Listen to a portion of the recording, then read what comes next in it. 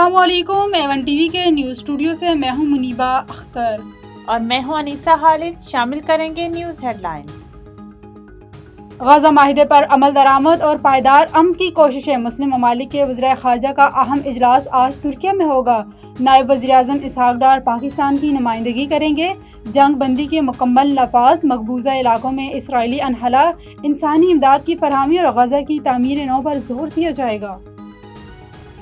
پنجاب کے کئی شہروں میں اسموگ کا راج۔ لاہور آلودہ ترین شہروں میں دنیا بھر میں آج بھی سیر فرض۔ ایئر کوالٹی انڈیکس 441 تک جا پہنچا۔ شیخو پورہ، گجرانوالہ، قصور اور فیصل آباد بھی شدید متاثر۔